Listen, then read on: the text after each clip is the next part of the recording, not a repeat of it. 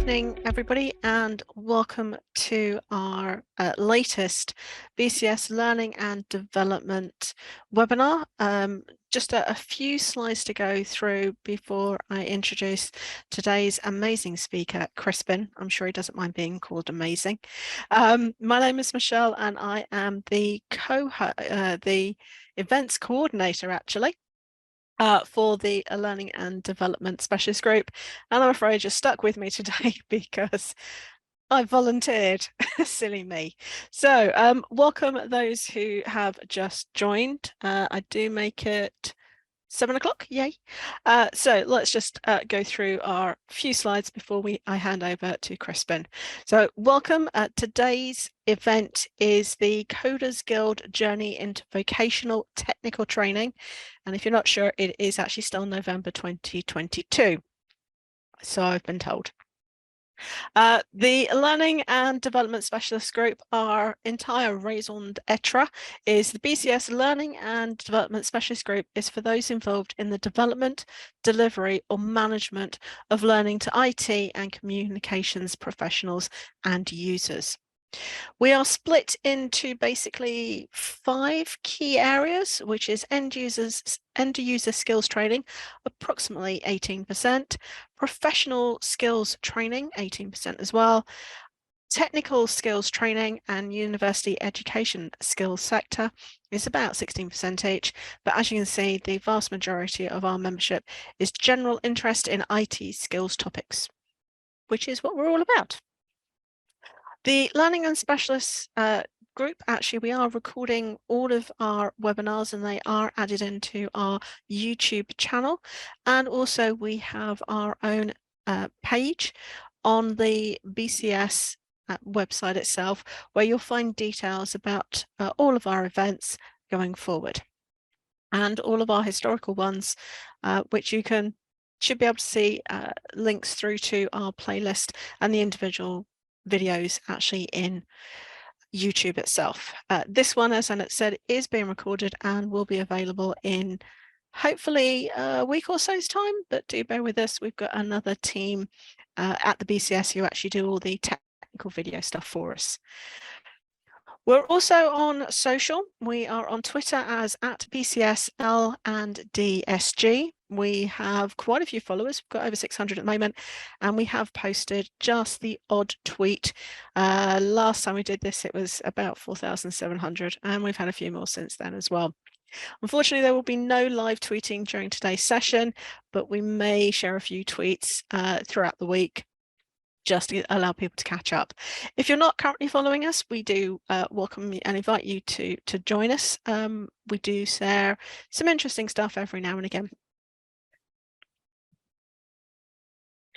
Just to point out, we actually, April, gosh, it's 3 years ago now, we were instrumental in helping to launch the Technical Training Management book, which is available at the BCS bookshop as hard copy or PDF, and that was something we did in association with SEDMA.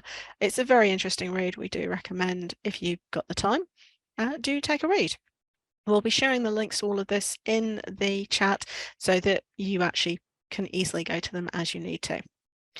Our next event is currently scheduled to be confirmed December the 12th this year, so that's in just a few weeks' time, again at 7 p.m, and that will be our AGM for our specialist group. Plus, we will have something else happening after the AGM, so please do keep an eye on. We will be sending an email with information as well as keeping you up to date on Twitter. And that's everything from me almost. So if you do have any ideas for topics or anything for our specialist group, any webinars you'd love to see, please do let us know. That's the email address for our chairperson, Kevin. Please let us know. We are always interested in discovering what it is that you would like to learn about. And that's pretty much it from me. All I will do is introduce Crispin Reed, who is from the Coders Guild, and he's going to be taking us through all of the amazing things that they have done for vocational training. So I'm going to stop sharing. Crispin, hopefully you're ready. Yep. So Sure. all yours. And just while Crispin's setting that up, I am going to be sharing the links that I've mentioned.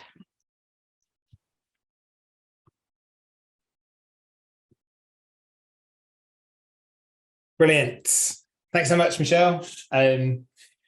Really pleased to be here. I kind of at last, me and Mark have been talking about me doing a talk here for a while, so I'm absolutely thrilled to be here talking to you all. One of the things that I want to start with, a few things that are, I don't know, sort of around my mind at the moment. This thing about the war on talent. We hear this a lot. War on talent. It's like a McKinsey thing from the 90s. But we're hearing it a lot right now, that lots of stuff about staff retention and not being able to recruit and not being able to recruit the skilled people, and digital skills crisis. And we hear about these things all the time. And like, the thing that I'm kind of I guess wrestling with at the moment is it even really real? And I think, like, it's important to the narrative, but I'll come back to this one probably later on during the session. But is the war for talent real? I want, when I see these things, and the first thing I'm kind of thinking of is who benefits from this existing, and does it really exist? To kind of set the scene for the situation that we have in the country, and indeed the wider world. In fact, is we're in this digital skills crisis. This is a stat from something that a government report that came out back in 2019, right? So this is before the pandemic. And before the pandemic, before we all before we were forced into super remote digital existence, 82% of all of the jobs listed needed digital skills. So we think like what that has got to be like these days, post-pandemic, post-remote working, in our new normal. We also see things, like where people like groups like Tech Nation, who are monitoring what's happening, particularly around the tech world, of the vacancies going up 191% over the last 2 years. And then that will have gone up. It would have been particularly low, I think, in May 2022, but we can see that there's more and more jobs around these technically qualified areas of the industry. And the digital industry is worth crazy amounts to the economy. Digital, they call it the digital economy or something. The Tech Nation, another stat from them was it was, I think, 40 billion that it's worth to the economy every week. It's absolutely, the figures are mind-blowing. And one other sort of area of stats that I want to lay down before I start the talk in earnest is which relates to the war on talent and relates to this digital skills gap, is I'll talk about this later, but one of our focuses is around equity and inclusion and building pathways. And here are some stats that show us, the gender gaps. Just thinking about gender gap in digital skills: 22% of GCSE in ICT subjects, 17% in A levels, 16 undergraduate starts in computer science are female. And we're discussing about this gap, this crisis, the war on talent, but the talent is there, right? It's just that they don't have a pathway, and we as an industry are failing to access that talent and to cultivate it, which I guess is kind of our starting position. And what the talk that I've planned to deliver tonight is kind of, it's about our story, but it's about the importance of social value, and like thinking about what are the value outcomes of what we're doing as a business, as groups, as people, as companies, you know, as teams. And one of my the key things, I guess, and like banner waving things from my entire career, the different factors, you know, facets of it, has always been about what are we measuring, how are we defining success, and that I think is super important. So along that journey, I'm going to talk about apprenticeships and the digital skills crisis, the talent pipeline, and the skills bootcamps. You know, the DfE Skills Bootcamps from their pilot a couple of years back to where they're at now, and our journey through apprenticeships and skills bootcamps. And to do this, I'm going to be talking. First off, I'd like to give you like a bit of a broader understanding of who we are as an organisation, and where we're at, what we're doing now, but then bring it back to where it started from, and then sort of chart that journey to where we're going now. So a bit late in the slide order for the introduction, but Michelle did give me an intro at the beginning, so I don't feel like you wouldn't know who I am. So I'm Crispin. I'm the CEO of the Coders Guild. We are a training firm with a social mission. We have this motto: industry-led, community-driven, and what that means is, or what that has us reflect on, is every decision that we make, everything that we do, every change that we make is led by the industry itself. So, for example, all of the people who devise, review, deliver training materials, for us, the technical vocational ones, they're people who work in the industry themselves. So rather than train trainers how to train technical things, we are training the technical people how to be trainers. And we have a whole setup, a sort of like ecosystem about how we protect our position as a training provider in terms of our funding and contractual obligations, and things like training qualifications and CPD and so on. And the community-driven part is that we're also, all the decisions we make are looking to provide value back to the communities that we operate in. And they could be the geographic communities like Leeds or Manchester or North Yorkshire or London, or they could be technological communities, like the JavaScript community, the testing community. We do tend to organize ourselves in these groups. But also demographic communities, so LGBTQ or disabled people or things like that. So we have those two kind of elements, and they're the way in which we make decisions about what we are going to do as an organisation, and then and that's the things that we're looking to measure as well, is the value back to those things. When we've gone through an exercise recently this year of discussing a lot together about what is it that we do as an organization, and we did a lot of work around this, a lot of interviews with stakeholders, with learners, with people, and what it came back down to is like, what we're doing is creating alternative pathways to success.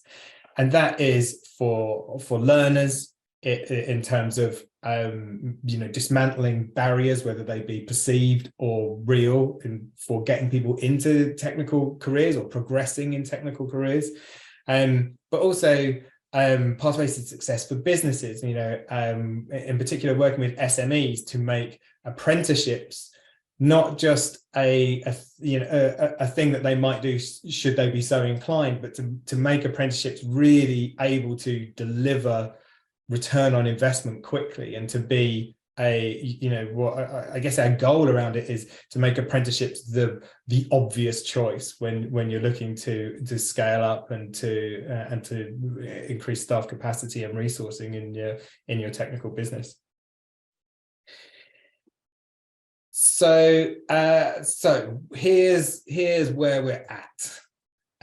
So currently we've got everything we do is kind of centered around the apprenticeships. It was where we started, was around creating apprenticeships, and that is where we have the majority of our focus.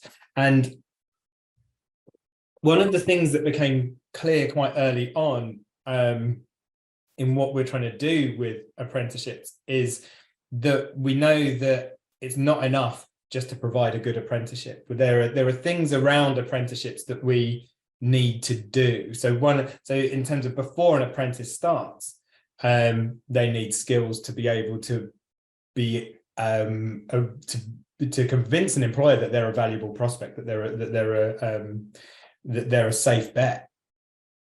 And then the other side around the CPD, we want the business to be prepared to take apprentices. So that means we need to move people who are in junior roles to mid-level roles. We need to move people who are mid-level roles to senior roles. And in that as well, in the CPD part, there's also a lot of additional skills and knowledge that we can help cultivate in that area, that creates this mentoring culture that makes apprenticeships work. So this is where we're at the moment, is we're doing digital skills stuff. Now we're doing funded digital skills provision through the DfE and our partners. We have software dev and tester apprenticeships live now. Q1 next year, we're launching DevOps and accessibility, and then cybersecurity should follow a bit later in the year. The CPD stuff we do, I've only put a few in there just because they fitted in the arrow, but actually we've got a lot of 1.5 day, 1 day, 2 day courses around this CPD model, and that's a key area for us next year, is to expand on that and make that a bigger part of our offering. We kind of can put our mission down to what we're doing is around inclusion and equity. So that covers things like equality and diversity, and social mobility is actually kind of included in that as well. But I've tried to refine it to a position where like inclusion is our focus and social mobility is our focus, and that kind of encompasses all those other things without having to make a big list of declaring what our mission is. But important also, I think, around that is this element of knowledge share. And knowledge share is like a super powerful thing coming from as my career. All the things that I know. This is going to be why I'm so invested in like this peer-to-peer vocational learning, is because everything I know I learned from my peers. Everything every valuable piece of information or skill came to me from my peers and my colleagues, be they more or less experienced than me. It's that act of working out these problems and working together in teams and sharing that knowledge that's where the real value is. Hence the real passion for apprenticeships. We also work with a lot of partners, be they companies and limited companies, or profit-making enterprises, or charities, or what's the thing in the middle? I can't remember. A social enterprise, things like that. Aspident, they are a group looking to get underemployed autistic people into better roles. Code 4000 deal with people coming out of the prison service. We also run Leeds.js, which is a community group around JavaScript for talking about Leeds. Loads of other things as well. But again, with the knowledge share, like it's about the collaboration. What can we do when we're working with other people? And that's a big part of our essence, I think, as a company, I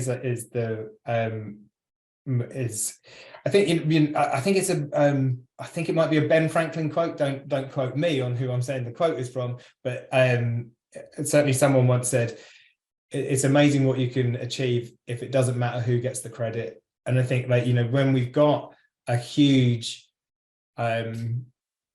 huge object to, or a huge issue to solve, like gender gaps, like diversity, like inclusion, like a digital skills crisis, it's important that collaboration is involved there, and that's how we solve those things. There isn't a company that comes in and with the answer and mops it all up and makes it okay for everyone. It only happens through knowledge share and collaboration. And so, and this is our goal, is to make tech work better for businesses, make tech work better for learners, make tech work better for communities, the industry. And so I think that now the important thing is like those things that I've been talking about there, that essence, now that comes from and is super true for where this whole thing first started, which was going back 10 years. I was head of tech at an agency down in London. My board, I'd gone into the agency with the remit of kind of bolstering their tech offering and making like they were doing well in terms of like selling and design and providing solutions for customers, but they wanted to take that to the next level and make you know, a proper scalable development team. So that's what I was doing. So we had some good immediate hires for some senior people and some mid people in front and back end, and but that was also. And when we came to find the juniors, there were just none. There were none available. Digital skills crisis. People coming out of university, even with the computer science degree, or you know, degrees or diplomas in web design and development, didn't have the skills that we needed. So we had to train them. My board wanted me to create a grad scheme, get some graduates and train them in the things that we needed. But from my position, I don't have a degree, and then I called the dev team into the boardroom there, and everyone but me had a degree, but Al's degree was in photography. Dave's was in drums. Chris was graphic design. Someone else was history. So the degree part didn't seem that relevant to me. So I was suggesting that we'd look at doing an apprenticeship. So then I went to look for an apprenticeship, and I did. At the time, we were working in a particular open source content management system called Drupal, which is less popular than it was 10 years ago, but 10 years ago it was absolutely huge, absolutely massive in web development. And the other side to that is this huge community around that open source project. So I'd already been speaking to people in that community who had started pooling their resources on training juniors in this content management system. And one firm, Agile Collective, who are based in Oxford, had even gone so far as taking on Maria as their apprentice with no funding, with no guidance or regulation, but they took someone who didn't know about code and they taught her code. They taught her how they wanted to work, and she still works there. She's still part of that cooperative. So what we did at that point was agree that we would try and source an apprenticeship, and with the other people that I was talking to around the Drupal community, we kind of got together. We had a day in a brainstorming room with whiteboards and post-it notes, and we worked out what we would want from an apprenticeship and how we would make that run. And the thing that these pillars that we came up with was the apprentice, the business, the industry, and we would deliver value to those things. So it was kind of the same sort of thing that we would do in solving a customer's problem with software, is that we were looking for personas, who's important in this situation, in this problem, what do they need, and how do we give them that need? and how do we give it to them quickly and then make it better, which is, it's our iterative development. This is how we work. I mean, I know the audience that I'm talking to. I don't think I need to labour that point. So we had these ideas, or these ideals about how we would create a successful apprenticeship based on knowledge share, and us then all training each other's juniors under, with a standardized curriculum. So we were working with Happy Limited, the training firm down in London, and from then we started training each other. We had this is our, I think this is actually the second group of apprentices that we had. The first group was really small. The chap in the middle with the tattoos is Jack, who was our apprentice for Whitefuse, where I worked at the time. And this is them completing their apprenticeship. That was Frameworks, it being 2014 or whatever, I think, when they when these guys qualified. And Jack did really well. Here he is. I think this is a couple of years later, 2016, and this is him addressing the at the keynote of the World Drupal conference. And the small chap down there, who you may not know, is Dries, the founder and effective president king of the Drupal project. And Jack was part of his keynote, like talking about the digital skills and knowledge share and training, and because we'd used a lot of the values and the practice of open source technology and creating what we'd done there, it resonated really, really well with that community. Following on from that, the next stage of the journey was we with the tech partnership, where they were doing the trailblazers as we went from frameworks into standards. So we worked with them, and I think I'm right in saying that that for software dev, we were the only people who were concentrating on SMEs. Everybody else was, all the other trailblazer groups. I think I don't have the info, but I think we're working with much bigger companies, enterprise level companies. So it was really good for for us to I guess like maybe challenge some of the things that they thought were common practice, because my obviously I'm a little biased because my career has been mostly SME agency based.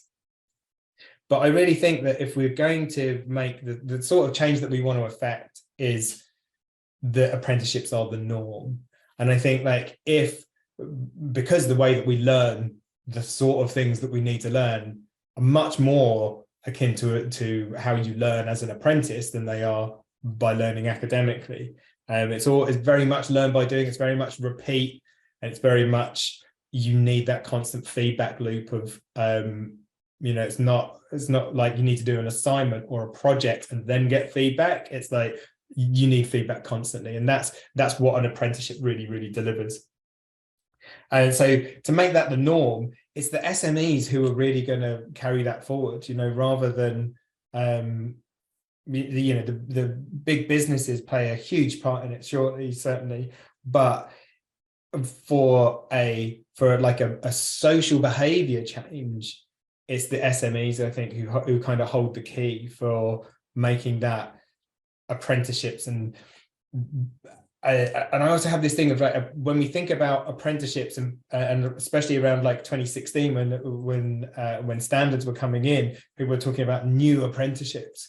But actually, from my heart, I think what we'd actually prefer, certainly what I prefer, is going right back to old apprenticeships, where everybody learned their craft as an apprentice, and they finished their apprenticeship, they became a journeyman. Sorry about the gendered language, but that's the that's the Tudor word or whatever for they went round and they worked at different places. They created their masterpiece, and then they were a master craftsperson, and then they were duty bound to take on an apprentice. And that's the sort of that's what I would like us to get back to, is like where I was talking about the CPD and like trying to cultivate that mentoring culture within the wider industry, that then we can maybe affect that change. We can, for real, where people are, you know, they were an apprentice. Like, I'm hoping that Jack is ready to take on an apprentice very soon. I know for a fact that he's doing very well now. I met up with Al, who was his mentor on Friday last week. Actually, he was telling me he's doing very well. He's got a house in Bermondsey, and he drives a Tesla, which, so he's doing kind of better than me and Al, which is grand. But also, you know, like, what an amazing story as well for Jack to go, you know, when before he started the apprenticeship, he was working in retail. I can't remember, it was either Shoe Save or Sports Direct, and didn't really have those prospects. And he's like exactly the sort of person, you know, when we look at like aptitude and enthusiasm of a person for the work that we do and take them through that apprenticeship route, you know, it's mind-boggling what you're able to achieve when we remove you know, the barriers of a degree, sciencey A levels, maths GCSE. And that's not to say that those things aren't valuable or important. It's just, I think what we want to do is look at how we make judgments about people's potential. So following that, carrying on with my story, I moved, so after that point, you know, around 2015, in fact, I moved up to Leeds. And then what we had been doing just as a project in central London, then we did Leeds, we did Manchester, we did Carlisle. I started spreading out around the country, repeating what we were doing. And I think always coming back to this idea that it's a piece of software that we have built, we've put it out there, and now we're in maintenance mode. We're going to keep feeding back and improving and changing things. And then the guidance for how we're improving things is: are we bringing more value to the business? Are we bringing more value to the learner, and more value to the industry, which has now become that community?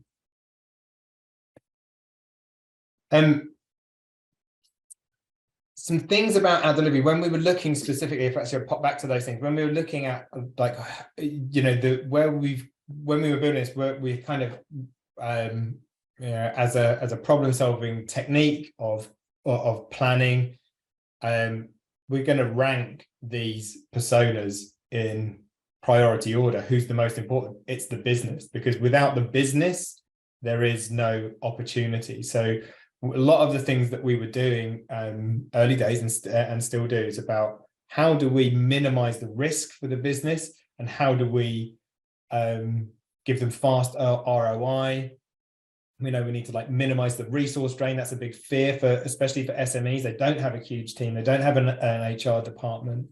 So we need to get people to go in ready to deliver value, or deliver value very, very quickly.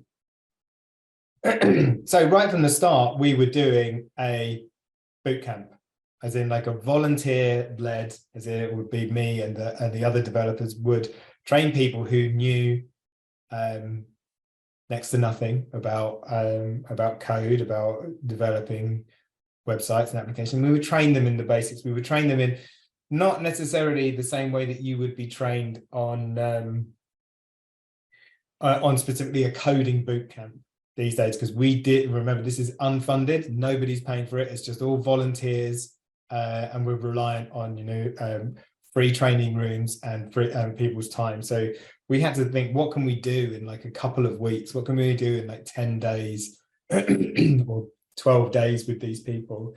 And then that made us really think about what's the most useful things that they can do, and what can they, and what skills can we give them that can give a potential employer the assurance that they have potential, which I think is really different when we think about what skills boot camps are perceived to be by by most other people. Excuse me, I've got a frog in my throat now. It's too much talking. Don't usually talk for this long at a stretch. Usually, usually I have someone asking me a thing, or there's other people involved.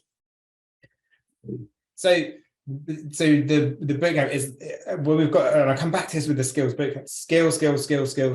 Skill. Okay, but when you look at what are we trying to, what's the change that we're looking to affect? What's the thing that we want to do?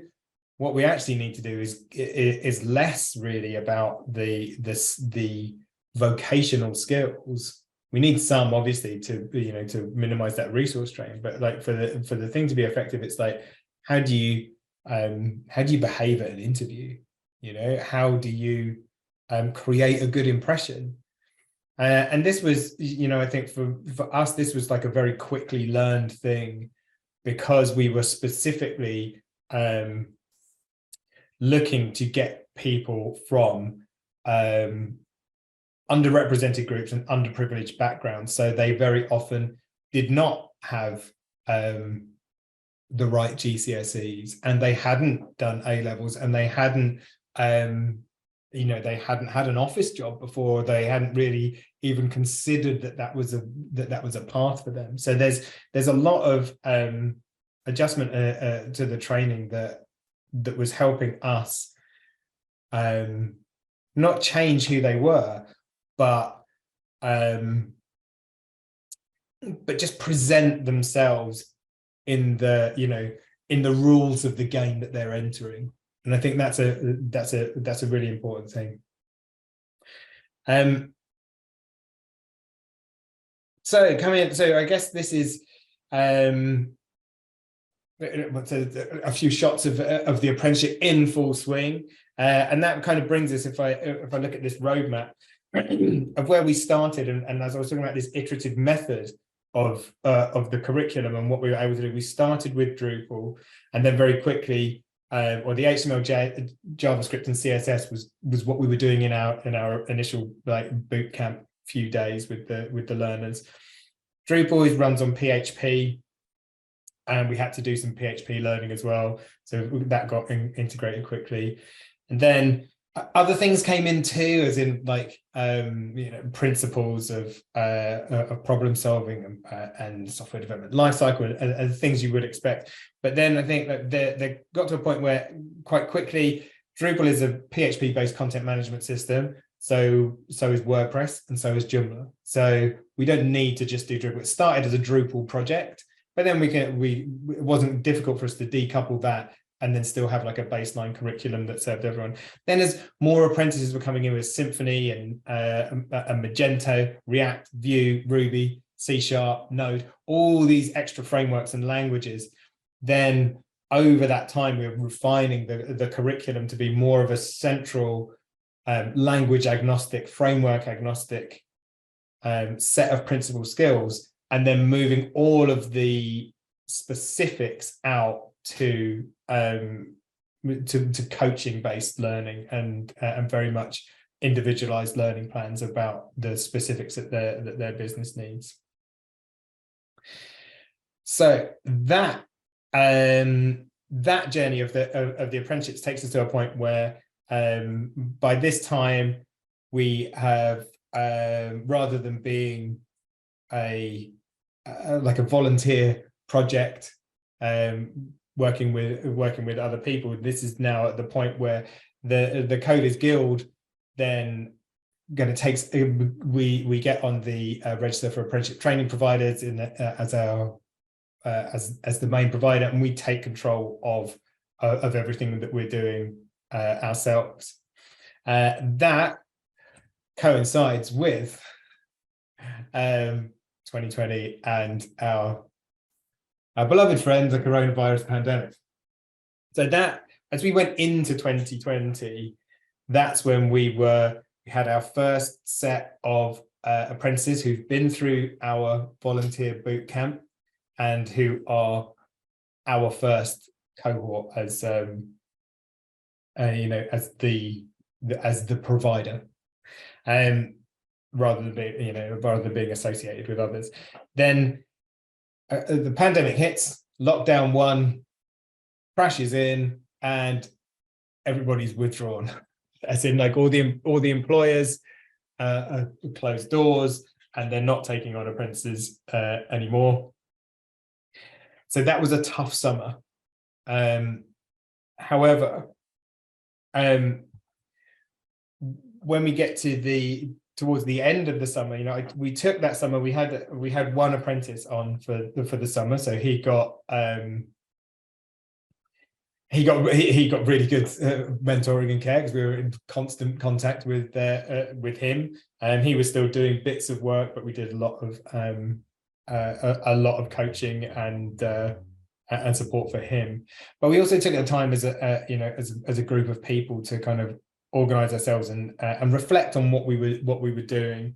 And at this time as well, this is when the Skills Bootcamps pilots were asking for expressions of interest, which was really good for us, because having gone from as I said, like, we work in an industry that was mostly remote anyway, and we were already doing remote training, and we were already doing volunteer-led boot camps, and I'd done some work as well in previous years of helping other training providers and universities cultivate courses that were about employability into technical things. So I had some decent ideas and I guess some dry runs about what we would be able to do, and that was really, really exciting for me in particular, because we were always I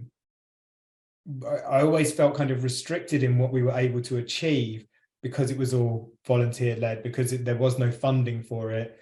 So so we were always, well, all we can do is 10 days, or all we can do is 12 days, and how do we make the most out of that time? So to actually be in a position where we could get funded for this stuff was a dream come true. I'd also at that time, I was also talking to people I knew through the Leeds Testing Atelier and some agile groups around Leeds on creating a software testing apprenticeship. And so lots of the work that we'd done there was that then we spent some time talking to them and their wider teams and their employers on what would be necessary for a software tester to do the same thing. So maybe we can get some of the stuff that we'd started doing for the apprenticeship, and then repurpose some of that content into bootcamp material. And so that's what we did. We got a basic curriculum together really, really fast, and then also to work some of my other contacts. A lot of what I did, so as in my career, I was a software developer. I did stuff with accessibility and usability and digital strategy, human-computer interaction, user experience. That's the sort of area that I was working in mostly. So Helena Hill, who's someone that I know who was really interested in what we were doing as an organization, but also really interested in training people in the fundamental skills of user experience. So we then launched. I wonder if this is the next slide. Okay. We launched with UX testing and software development. So that was then the end of 2020 was when we started. We didn't get the contract until about a week before Christmas, but we had loads of or a couple of weeks before Christmas, had loads of adverts ready to go to try and recruit learners. And forgive me for this, I went to go and get the stats, but now I've forgotten. But forgive me that the stats aren't there. In the first wave, I think we did 170 learners across, recruiting them all over 6 weeks or so. And we started a lot of skills bootcamps. The demand was insane because if you'll remember, that is when we went into another lockdown. So everybody, it was January, it was Christmas time, January, everyone really, really keen to learn. So I can't remember the actual figures of how many people we put through in those 4 or 5, 6 months of the first pilot. The completion rate was super high. I think we were getting like 98% completion because everybody, and that's I will obviously, I'd like to take the credit that it's entirely down to our amazing learning experience, but also, I do, there's external factors there of, what we had there was a lockdown with people who were ready to be engaged, and they were not having external factors push them out and stuff. The other thing that we did really, really well on, which I'm really pleased about, was the percentage of BAME candidates, not only that we managed to reach through the ads that we were doing, but also the retention of them coming out of the first set with as completions and progressions. And also, I can't remember what I think the targets that we had was 50-50 on the pilot, so 50% BAME, 50% women, and we were well over on both. I think we had 60 odd for 60 something for BAME, and we had 58, I think, for non-male. One of the things as well, like it was the software dev course that really brought those stats down as well. We managed to rank really, really highly in favor of getting women engaged and involved in the testing course, and the UX course was really, really successful. But I guess that's the thing where you're fighting against, we can't solve these sorts of things with an intervention. We can't have a skills bootcamp. You've got to get this percentage of women involved, and we can chase those stats and we can make sure that happens, but that doesn't really solve the problem, if you see what I mean. It's like, and this is known, we know this goes way back, going back to the stat at the beginning of like how many young women choose to do technical things at GCSE level. So we're going back right to year 7 and before is where that cultural shift needs to happen in order to make that change. But I'm also really pleased that that the initiatives around the skills bootcamps are addressing those things at all, because it's really, really important. And this is the main pilot team for the software testing. AD, who at the time was working at Glean, who are a startup in Leeds. They do software like for note taking. That's really interesting. Let me not go off into that. Suman, who's a lead at EasyJet. Scott, who's a test release manager at First Port, and Beth, who was the head of quality and testing at Smoothball. So we've got what's great about this group. I think we've got people who are at different places, in their career, but also in the workplace. So when we think about software testing, it's important for that cognitive diversity of solving the problems of what do we want to teach people, that we don't just have four heads of quality or 4 lead testers. We want to have people from big corporate places like EasyJet, a super fast moving startup like Glean, like a large-ish SME software dev house like First Port and Smoothball. So we want to have that cognitive diversity and that knowledge share, across across everything to make sure that what we're doing is the best that it can be. And this was the thing that we talked about quite early on in the process, and we had Lou, who does our graphics, to make something more of it, because we come back to this a lot of, you think that when you think about what does a software, if you read job descriptions for software testers, it's going to be, you want 3 years experience using Selenium, and you want this specific thing, experience. But when you're looking for the traits of people, it's much more about curiosity and empathy, are the main things, that these are the qualities that we're looking for in people. Being able to listen well and observe, and these things are, this is one of the things that's super important and super remarkable about this, is that these are transferable skills from hospitality, from retail, from loads of other industries. And if we're looking for people to solve our digital skills crisis, if we're looking for these things, rather than, there's a digital skills crisis because nobody's got 5 years experience using Selenium. Well, of course they haven't, if the industry ignores this enormous pipeline of local, talented, enthusiastic people. I haven't checked the time. How am I doing? Am I doing badly? Oh, come on, it's 10:02. And I am near the end. I should have timed it. I did. I told Mark that I'd struggle to do half an hour, and here I am, 45 minutes later.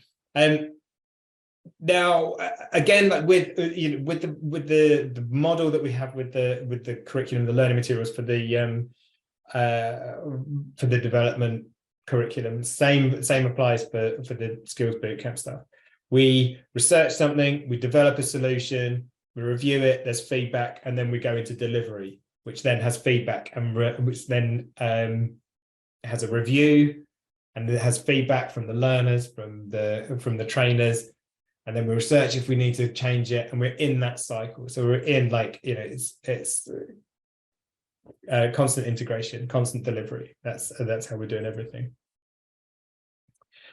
So we've partnered with lots of other people in delivering these bootcamps as we've gone through wave, the further waves and extensions of contracts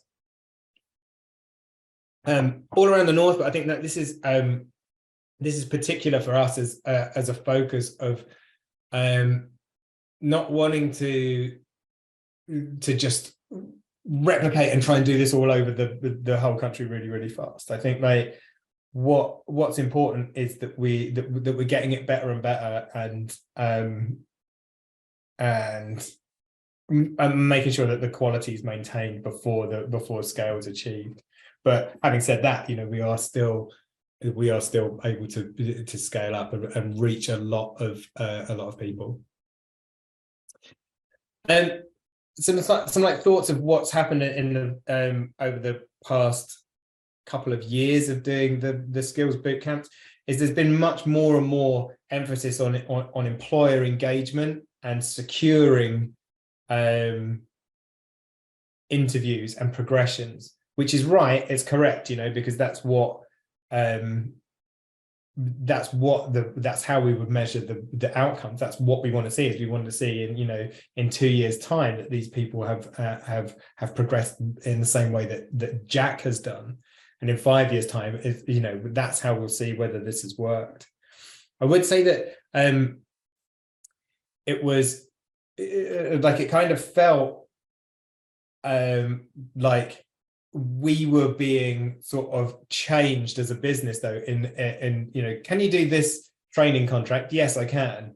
But actually, like, most of it is about the agenda is much more about recruitment and recruiting positions for the learners to go into, which has actually kind of transitioned lots of the elements of our business much more to become like a recruitment agency. So we do a lot more business engagement than we would if we were just looking for customers to train, like, talking to business. Can we train some people? Yeah, we'll train some people. That the business development, the business engagement is a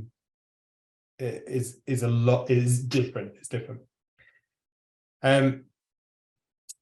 We've seen as well as the new bids have or the new opportunities, have come out, that there's that we're switching kind of not from digital, because I think it's kind of like in the way that we used to talk about digital marketing, and now it's just marketing, isn't it? Because I'm not going to go to the lithograph and to do some marketing, everything is digital. But then we've seen a lot more with the emerging agenda is towards sustainability and green economy. And what we've done, I think, is we've done a lot of expansions and trials with new skill areas, with digital project management and other things like that. So I guess luckily that brings me back before the whole thing completely ends. So is the war for talent even real? I think the war is real, but I think the people who are benefiting from this are the recruiters. I think that the talent pipeline exists, and we as an industry need to collaborate in order to access it. And it's great that there is government funding opportunities to enable that, but it's a shift for the whole industry to take on, that we want to we want to move out of the job swap and more into a cultivating, nurturing relationship with our employees and colleagues. So I've just tapped through the last slides, and sorry for taking up so much time. I didn't think I was going to talk for that long, but does anyone have any questions? So I'm going to just repeat what Crispin has said. We'd like to invite you, if you've got any specific questions, to actually either put them in the chat, or you can put your hand up and ask Crispin directly. In the meantime, I'm going to suggest that Crispin goes back one slide to have the contact details. Sure. So if anybody wants to find out more about the Coders Guild, that you can do that, obviously. I've got one question. Sure. As it's a bit quiet and we do only have a few minutes left, what do you actually see as the skills that are going to be needed in the future? I mean, I admit I'm not a spring chicken anymore, and all of my official qualifications are in the hard sciences, actually in programming, and it's the one thing I never wanted to do. I'm now an IT trainer and I'm pretty good at it, but from your experience, what are the skills that you want? And I don't mind if you don't want to answer that, because I can see Lewis has put his hand up. So Lewis, if you'd like to unmute yourself, please do ask your question. Cheers, Michelle. Thank you very much. It was more so rather than a question, just kind of praise really, Crispin, for what you've done. I think it's an amazing program.